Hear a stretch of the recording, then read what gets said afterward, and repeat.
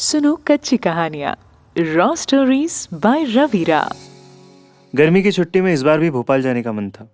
तालाब किनारे बैठता, बिरला मंदिर देखता, कमला पार्क के चक्कर काटता। वहाँ मेरे मामा रहते थे, हाउसिंग बोर्ड कॉलोनी में। उस एरिया को टीला जमालपुरा भी कहते हैं। पिछली बार जब गया था तो ये सारे सपने सपने ही रह गए थे।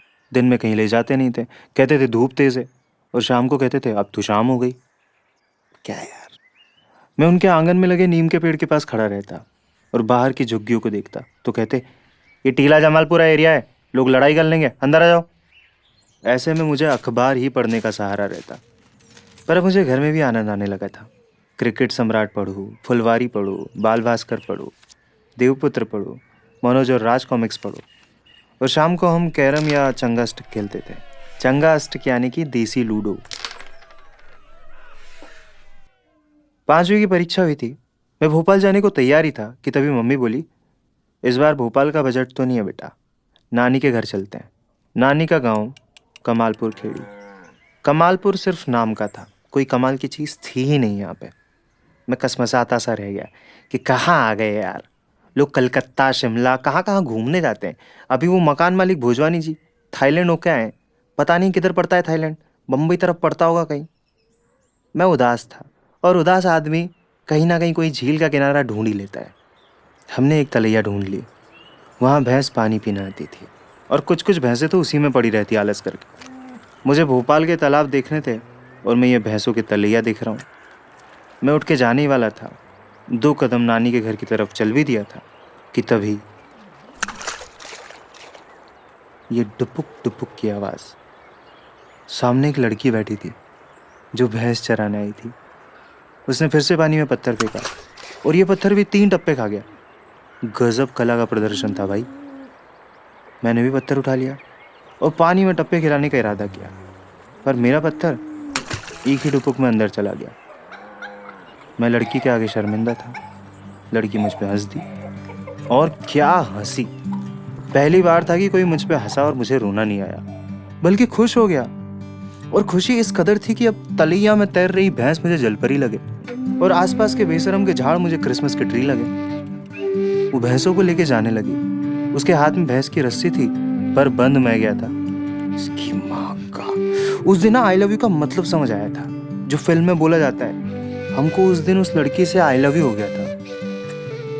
मैंने दूर से ही पूछा, ओ नानी का नाम कहीं है? उसने कोई जवाब नहीं दिया, बस हंस के चली गई। गांव छोटा था, शाम को ही दिख गई जब झंडे वाले भजन गाने निकले। फेरी में ही किसी ने उसको मंगला बोला। नाम पता चल गया था हमको। झंडा मंदिर के आगे खत्म हो गया। उसके हाथ में प्रसाद थी। हमको जरूरत नहीं थी प्रसाद की। अबे ईश्वर को खुद साक्षी कर रहे थे यार हम। वो हमारी तरफ पड़ी और सामने आके प्रसाद देने के लिए खड़ी हो गई। कांप गए थे हम। हमारी जेब में भी बोरकुट रखा था। हमने उसकी तरफ बढ़ा दिया। वो मुंडे हिला के मना कर गई। हमने पूछा, बोरकुट नहीं तो बिस्कुट खाई क्या? उसको ख्याल आया कि गांव के और लोग भी झंडे में हैं।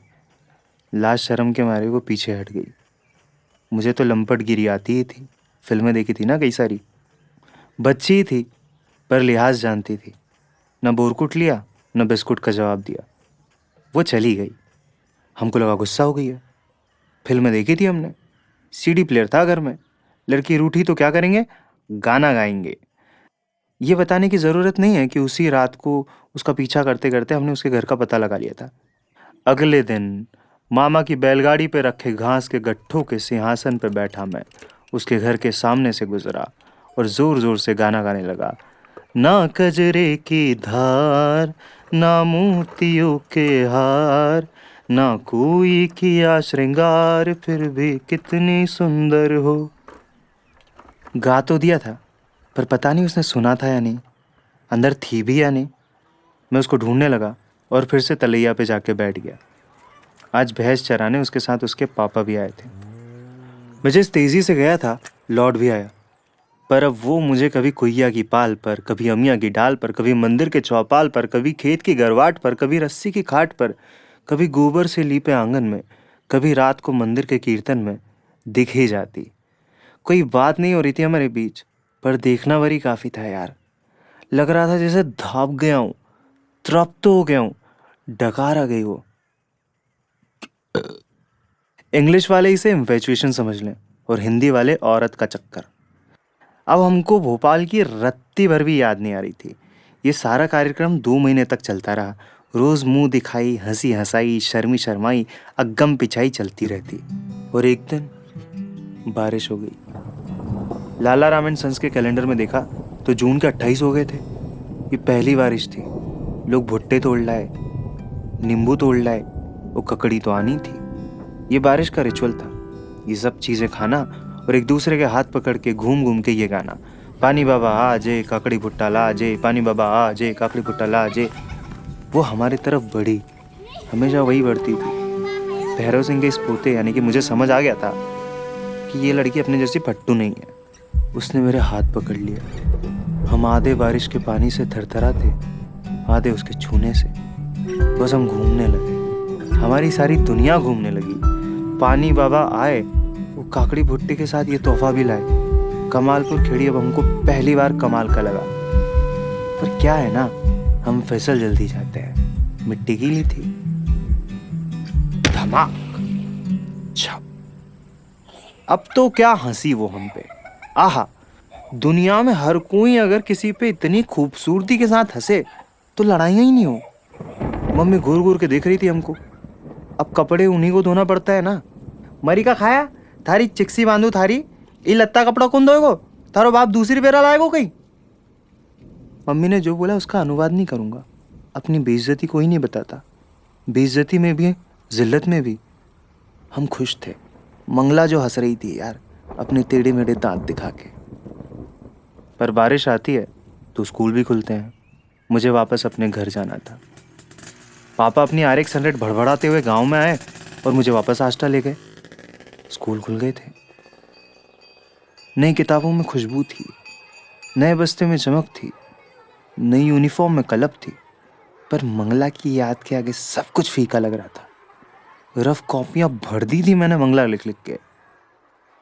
मुर्गा बनते बनते त्रैमासिक परीक्षा आ गई और क्लास से बाहर खड़े होके 6 मासिक परीक्षा। दिसंबर आ गया था, ठंड बढ़ गई थी, बड़े दिन की छुट्टी लगने वाली थी। मम्मी बोली, अबे कब भोपाल चलेंगा? हमने बोला कि मैं तो कमालपुर खेड़ी जाऊंगा, जी के पास। जी यानी नानी। मम्मी जानती थी कि मुझे तो गाँव पसंद ही नहीं है, मुझे तो हमेशा से भोपाल जाना था। फिर मैं क्यों वहाँ जाने का बोल रहा हूँ? मम्मी को नहीं पता था, पर सुनने वालों, तुमको तो पता ही है, वहाँ मंगला रहती थी। हम गाँव चले, पैसे इकट्ठे किए थे, 4 तरह के बिस्किट के पूड़े लिए और बैठ गए पुरोहित बस सर्विस में। हम नानी की टापरी से पहले मंगला की बाखल में जाके खड़े हो गए। दिखी नहीं। घर गया तो नानी से पूछ लिया, जी वह छोरी रहती थी नहीं यहाँ मंगला नाम की? नानी ने आगे जो जवाब दिया वो था हमारे बचपन का ट्रॉमा, सदमा, दुर्घटना, कांड, हादसा, चूट। नानी ने बताया कि कुछ महीने पहले ही सामूहिक विवाह सम्मेलन हुआ और मंगला को उसमें ब्याह दिया गया। हमको आंसू टपक गए। जो बिस्किट लाए थे मंगला के लिए, वो लेकर हम तलैया की तरफ बढ़े। वहीं तो मिले थे हम उससे पहली बार। आज वहाँ ना मंगला थी ना उसकी भैंसे। 11 साल की थी मंगला। इतनी भी क्या जल्दी थी उसे शादी करने की? मैं बिस्किट लेके आ ही तो रहा था गाँव में। इतना तो इंतज़ार कर सकती थी ना मंगला। पर ख्याल आया कि शायद घर वालों ने उसे जबरन ही उसकी मर्जी के बिना ससुराल भेज दिया होगा, जैसे मम्मी पापा मुझे स्कूल भेज देते हैं। अब हालत ऐसी कि तलैया में अगर जलपरी दिख जाए तो उसे भी भैंस कह दूँ। इतना मूड खराब। मैं तलैया पे जाके बैठ गया। सोचा डूब के आत्महत्या कर लेता हूँ। फिल्मों में ऐसे ही होता है। पर दूसरी फिल्म याद आ गई जिसमें हीरो बदला ले लेता है। मैं बदला लेने के लिए तैयार हो गया। पर फिर दूसरी फिल्म याद आ गई जिसमें लड़की के घर वाले हीरो को पेल देते हैं। अब हम करे तो करे क्या?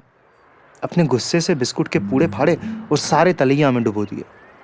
उधर विदाई मंगला की हुई थी और दुल्हन की तरह रो में रहा था। मैंने एक पत्थर उठाया और अपनी आंखें बंद कर ली। सोचा कि अगर इस पत्थर ने पानी में 2 टप्पे खाए तो मंगला मुझे फिर से मिल ही जाएगी। आंख खोलते ही मेरे सामने होगी, तलैया के उस पार। ऐसी हरकतें करते हैं ना। मैं जितने भगवानों को जानता था सबको याद किया और मंगला और मेरी किस्मत को एक पत्थर के भरोसे छोड़ दिया। जब मैंने पत्थर पानी में फेंका तो एक जोर की आवाज आई, डुपुक। आंख बंद थी तो मैंने दूसरी आवाज का इंतजार किया, पर नहीं आई। पत्थर एक ही टप्पे में पानी में डूब गया था, मेरे प्यार के जैसे। मैंने आंख खोली और यही सोच पाया कि मंगला की यात्रा मंगलमय हो।